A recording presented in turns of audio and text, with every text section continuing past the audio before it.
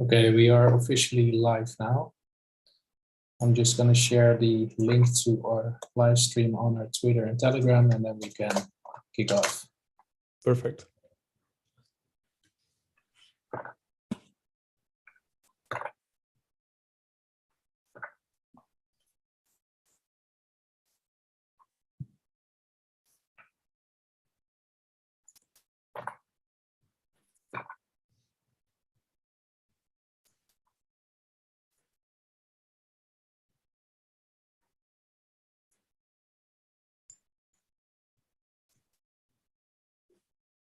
Okay, here we go. Welcome to this month's live video AMA. It's our fourth edition in this series of monthly Ask Me Anything sessions. My name is Raymond van der Waal. I'm head of marketing at Triall, and I'm joined here today by our CEO, Adil Esbai, and our Chief Medical Officer, Dr. Arno Bisschop. Good morning, good afternoon. Thanks for arranging this, Ray. Thanks for having us, Ray. So we'd like to thank you all for joining the session and hope to give you some new insights into recent developments within Triall. As similar to the previous sessions, we will start with pre-submitted questions, and then at the second half, we will answer some live questions from the audience. So let's get started. First question. The Triall ecosystem was built and developed by a team of medical research professionals in 2018. My question here is, what was the reason behind the development of this ecosystem? Adil, would you like to take this one? Yes, a very, very basic, but very, very good question. So I think I should start by saying that one of my earlier companies, which I founded in 2012, was a service provider company that was and is still managing and operating clinical trials on behalf of its clients. And there, we have done a lot of clinical trials at that time, and we learned that, digitalization and fragmentation of clinical trial data is really a big problem. And within that company scope, we didn't really have the blockchain experts or other kinds of experts to really deal with that problem. So in 2018, when we founded Triall, we brought together this group of not only academics who looked at the technology and had a very good idea about future, possibilities and options to speed up clinical trials and also to deal with, the problem of data fragmentation and digitalization. But we also were able to combine that with really blockchain and all kinds of other technology engineers. So that was really the reason why we founded Triall. And we also thought it was very important to do something about so-called unmet medical needs.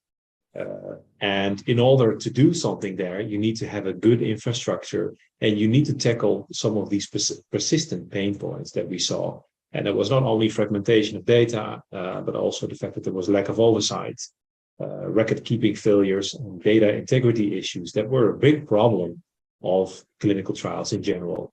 So within Triall, we feel we are able and very well equipped to deal with all these challenges and to also add value to clinical trials, to shorten the way and to basically have a better approach of how we coordinate and manage all these complex processes. And at the end of the day, make sure that we generate reproducible and reliable data. Thank you. That brings me to my second question. And I think I'm going to answer this myself. Can you tell us what the main target user base is of Triall? Is it patients, investigators, developers? Also, which services are provided by Triall to these target user groups? Well, the short answer is yes, all of them. But maybe I should just quickly go over the core customer groups that we are servicing. So the first one mentioned was patients. And as part of our platform, we have a number of different patient-facing applications. Think of a solution for patient-reported outcomes, These are quite often surveys that are taken by patients from, for instance, their own home environment. And that can answer questions related to quality of life, for instance. We have a solution for e-consenting, so the informed consent process where a patient signs off for participating in the study. We have the possibility to integrate wearables to the platform.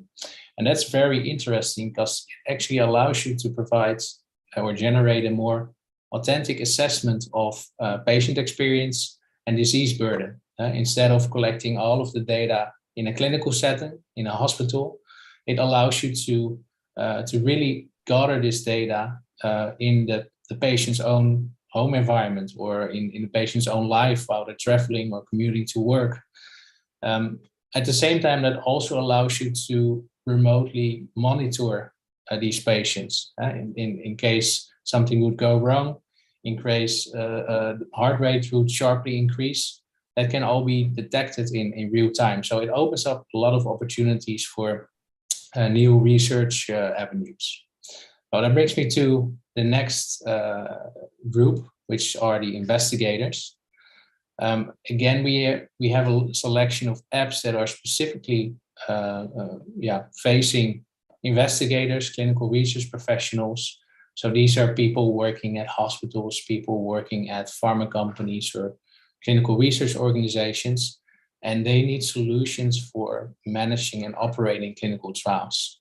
Think of solutions for data capture, document management, planning and oversight, reporting and analytics, so that they are able to track the progress of a clinical trial. I think what's really relevant here is that instead of having all of these solutions side by side, but disconnected from each other, we offer all of that in a unified platform. So they're integrated with each other. And that means that clinical research professionals can work from within a single secure environment where changes from all sources are updated in real time, which brings a lot of value because if you have all of these different systems side by side, you often need to export it out of one system and then import it again. And that just introduces a lot of opportunities for human error. Oh, the third one that was mentioned, the third user-based group is the developers. So I'm not sure if developers are directly serviced by our platform, but we are servicing other clinical trial software providers by offering them with our blockchain APIs. So we have an API library that we are continuously expanding. Currently, these are APIs that are mainly focused on generating verifiable proofs of research data. And we can also offer these same APIs to other clinical trial software providers. That brings me to my the third question of this AMA. And I think I'm going to give this one to Hadil as it relates to our business strategy. Triall is providing premier services and support to clients seeking to do clinical studies. Additional to these client services, has Triall ever considered if it would initiate clinical studies for its own self-initiated and independent strategic research to be able to A, develop the findings of the clinical studies into marketable products, and B, market the completed clinical study findings to appropriate customers or partners? Wow, this is a big question, rather complex, but I'll try to chop it in a few sub-answers if that's okay. So, maybe I should just repeat the question one more. So whether we would initiate our own clinical studies to develop and market clinical products, think of therapeutics, vaccines, etc., or use these findings to appropriate customers or partners. Yeah. Well, first of all, Triall is not a drug development company, right? So we don't have intellectual property, or we don't have medicine ourselves that we do research on or that we market. We are a software as a service provider. So that means that we operate in the service industry. Yeah? So we serve the needs of our clients. However, what we have always looked at with a lot of interest is that the moment that you accumulate a lot of clinical trials, you're basically able to draw overarching conclusions in terms of how specific or different patient groups respond to a specific treatment.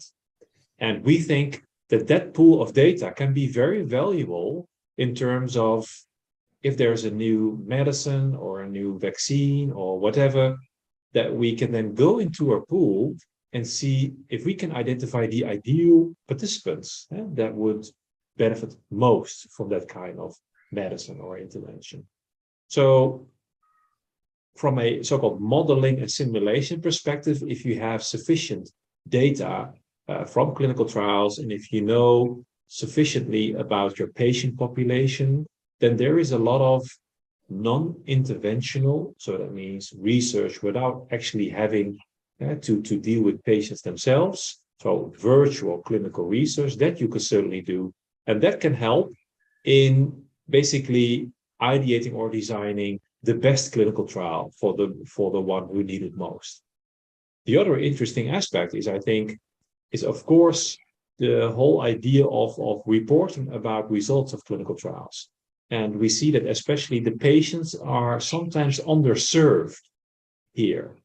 And we think that in terms of not only generating the data, but also in terms of explaining the results or bringing the results in a way that is easy to understand to patients, trial can also play a role. So as this portal whereby we translate the results of that patients, what it means to them, but also let them know, for instance, how they were doing in comparison to others who participated there.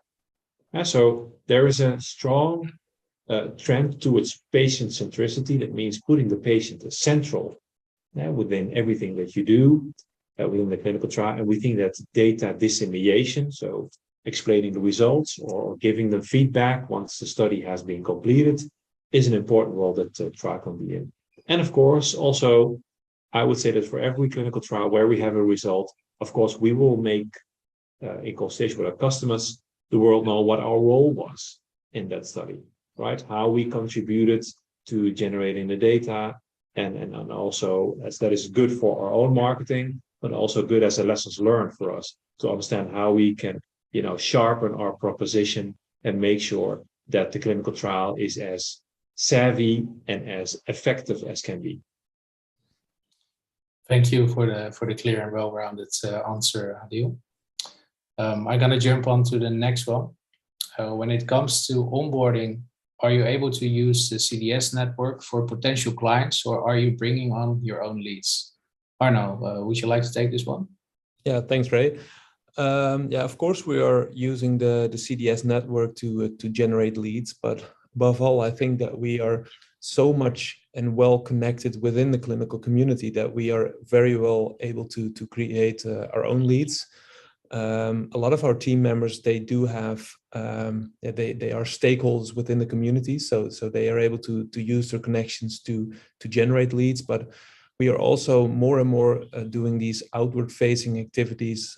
Like you and I, we went to Canada to meet up with a lot of people. We went to Germany. We had a very interesting conference in Amsterdam last week. So we are doing all these things to really get into connection or get into contact with the members of the clinical community, and just to inspire them, educate them on what blockchain can mean for them. And from that point, I think that we are able to generate a lot of leads and doing it on our own. So, thanks, Arno. Couldn't agree more. So the next question is, Triall is an e-clinical software company, which has made me wonder if this company has been licensed by any governmental body. Adil, would you like to take this one? So there are indeed e-clinical software packages that are being licensed by governmental bodies. So that's a very good question. They generally relate to safety reporting. So far, Triall has not been licensing directly with governments, but we do work for governments. And the way we work for them or with them is through various programs. So governments fund all kinds of programs where commercial companies and academic companies, they team up, they write up a research proposal, and a part of that research proposal is then a clinical trial, and we service that clinical trial. So we then contract whatever party is then has then the medicine they want to develop. So that is our client. So the government, you could say, it's an indirect client of Triall. And I think that it's also good that we are not directly relating with the government, because the government can be quite slow sometimes.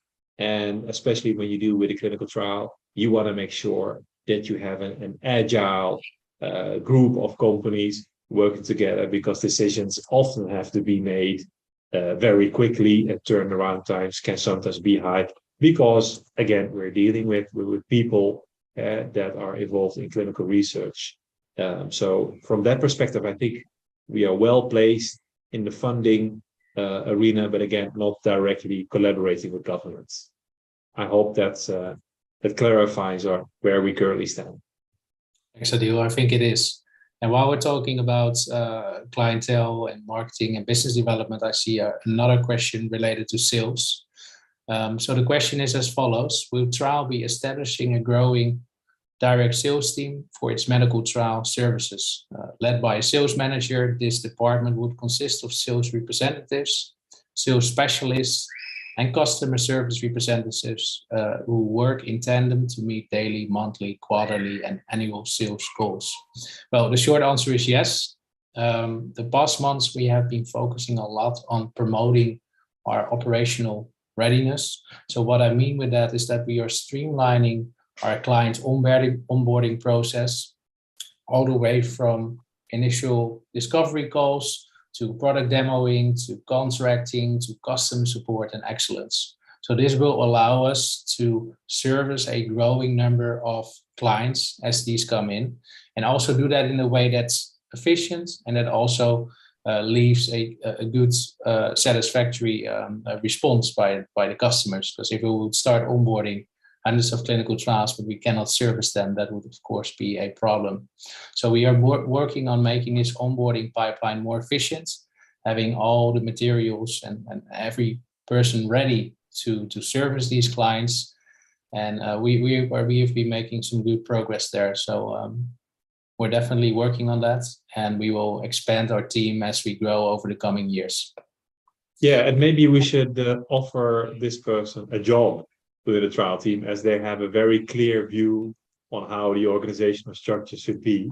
Now, joking aside, so we have a lot of experience in setting up companies within the clinical research arena. So we know the roadmap towards growth.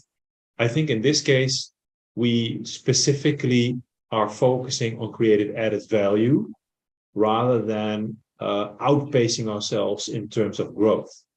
And this is a very conscious decision that we made, because we feel that we need to provide real life evidence that our product to market fit is there. So that means that we, are consciously and also pacing ourselves the right way to show that compared to the current way of working, that our way is better, more cost effective. That the data that we generate is not only safer, but it's also not subject to any undesired modifications. And this takes time for us. So we're very conscious in not only planning our outreach, marketing, all these things, but also in terms of our growth strategy. Although we're very eager to grow as soon as possible, we feel that we should have a meaningful proposition, and we're working very hard to do just that. Thank you for that addition, Adil.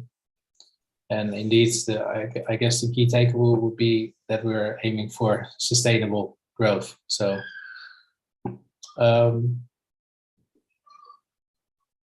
I think I have a question that would be right for Arno, especially given his experience within the clinical doctor as a medical doctor. So How would you describe the general sentiment towards blockchain in the space surrounding trial or in the general clinical ecosystem?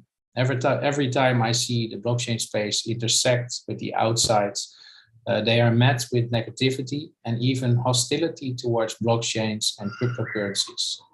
Do you experience similar aversion towards trial, or has it changed since you started your venture into the blockchain space? Yeah, thanks, Ray. That's a very relevant question, especially nowadays, I guess. I think this is all about education. I think that when you emphasize on what blockchain technology could do for members of the clinical community, they are very enthusiastic, but it's really about educating them, because a lot of people in the clinical community, they just want to do good. They were trained to do good in a way.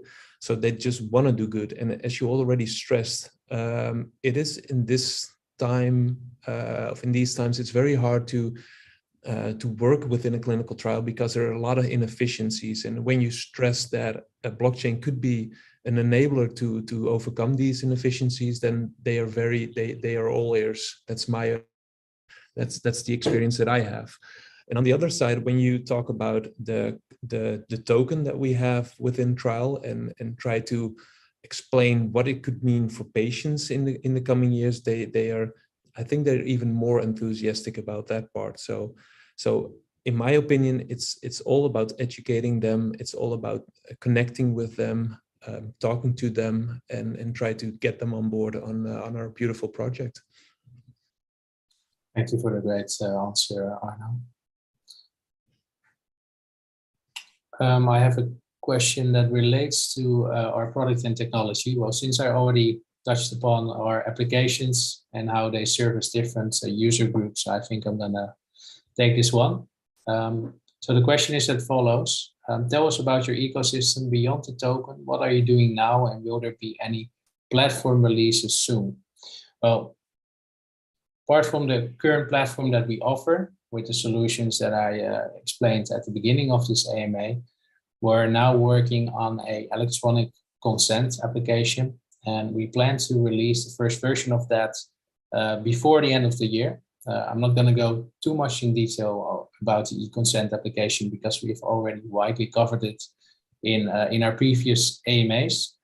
But what I can say is that underlying to this application, we are building a self-sovereign identity technology layer where researchers and patients each get their own digital identity on the blockchain, including a wallet of credentials that they can use to sign important documents, such as the informed consent form, and which they can use to eventually exchange data, share their profiles for matchmaking, for instance, and patient recruiting, and eventually also monetize their data. So that's what we're working on over the coming 3 years. But going forward, we're really building the original foundation for all of these self-sovereign identity capabilities. And the first product that will be released around that is the informed consent application. And that brings me to our next question. I would love to see interaction between users of the software and the TRL coin. When will TCRED be implemented, and are you guys working on a visual overview so we can see how much TRL is bought and burned for using Triall software? Well, we're actually currently working on an improved version of our current token economics. And without going too much into detail, this new version will focus on several principles. One being the locking of TRL tokens as the platform is being adopted by more users. Another thing is the burn mechanism that we already have. So tokens will be burned for each signed contract. And we will also use part of our TRL treasury to promote liquidity as we onboard more and more clients. Well, in parallel to those core principles, we also really aim to provide the community with more and improved insights into active clinical trials and associated token economics. So the short answer to the question would be yes. And probably within a couple of weeks, we will be able to share the first news on that. And that brings me to our last question from the pre-selected list of questions for this AMA. And maybe it would be fun to all answer this question. And I feel like Hadil and Arno can probably also give their own personal spin on this. So the question is as follows: how do you explain to a friend with little crypto knowledge what Triall is and how it contributes to human lives in the clinical aspect? So if I would answer that question, I would say that Triall is a software platform for clinical trials, with clinical trials being medical research studies that test the safety and efficacy of new medicines in humans. And by offering software to the pharma companies, the service providers, and the hospitals that manage these clinical trials, we help them conduct these trials more efficiently, which ensures that the clinical development timelines are shorter and that medicines can go to market and reach the patients in a faster fashion. Adil, Arno, would you want to give your spin on that? Sure. Yeah, I think the additional layer is really the technology that we use as an enabler, right? So we see, again, clinical trials are becoming increasingly digital, data-driven or data-heavy, and decentralized. And in order to deal with these challenges, we've been looking for the right technology, and that can help us de-risk or operationalize some of these problems that we have. And we found that blockchain, in combination with, I would say, traditional digitalization technologies, really helps us to tackle them head on. Arno, anything to add? Yeah, for me, it would be, I think it's about reaching some form of consensus within the clinical community to outsource trust in a digital way on the blockchain, making it less people dynamic, making people dynamics less important in a way and probably helping interoperability among people within the clinical community. So for me, when I try to explain what Triall is, or at least what blockchain can do within the clinical community, I think it's enabling trust in a way, and therefore moving faster than we do now. Thank you, Arno. So I'm looking at some of the live questions, and I'm also looking at questions that were submitted just a few minutes before we went live, and being conscious that a lot of people are working at this time, I'm gonna pick one of the questions that got submitted just half an hour before we started. So how would you make sure that clinical trial cost is effectively managed and that delays are prevented? Adil, would you like to answer that one? Well, again, as a founder of service companies, of course, this is the biggest question that you have. And I think it's always, you try to make the road towards a clinical trial and during a clinical trial as predictable as you can. And the only risk that you would want to accept is so-called biological risk. In other examples, does the medicine work? Yes or no? So it's all about planning. That's one thing. And in order to plan well, you also need to know what kind of tools do you have to tackle the different aspects of a clinical trial, right? So this can be, again, like you mentioned, Ray, the database in which the data is generated, is that effectively coupled or interacting with, for instance, another system, with, for instance, a system that is keeping track of the medicine that has been dispensed, right? So you need to think about not only the tools and the systems that you use, but also to which extent are they really seamlessly collaborating or talking. Once you are there, once you're at the good place, then at least you know that all your bases are covered. And then you can continue to think about de-risking of all kinds of activities. These can be de-risking from a regulatory perspective. That means before you start your clinical trial, you have the option to talk to regulators about your plan, Do they agree with the approach that is taken, for instance? Other de-risking is, of course, about side effects, right? So you need to have a very good understanding of the risk of participating versus the potential benefits, right? So, and there are many, many other themes that de-risking is very important. So if you have that list at hand together with the right suite to manage your clinical trial, then I think you're coming along quite well in terms of keeping the costs of a clinical trial under control. I'm sure there are many ways to do that, but that would be my short answer for now. Thank you so much, Adil. I think that was a very clear answer. So I'm just going through the live questions that are being asked right now. And I see a couple of questions that either have been answered in previous AMAs or have been answered by us in this session. I see a question about the auditing of our product and the security of our software.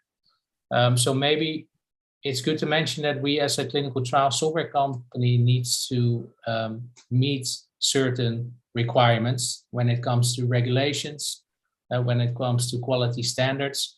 And one requirement of that is really the security and privacy elements, because we are in the end progressing sensitive medical data. So this is extremely important.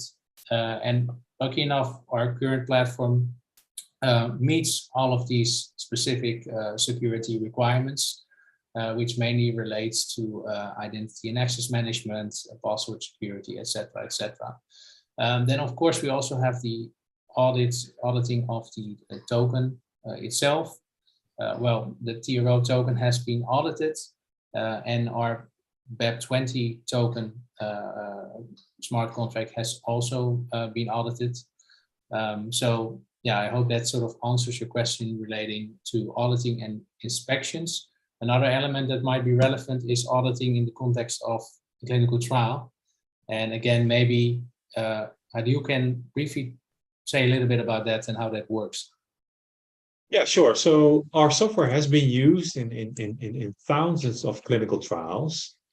Some of them have been used to generate data that was sent to the FDA. Right, so I would say that says it all. If you're able to contribute to a data package that has been sent, discussed, and approved by the FDA, then from an auditing perspective, I think you really have a seal of approval there. I think we as a company, we always implement so-called quality by design principles.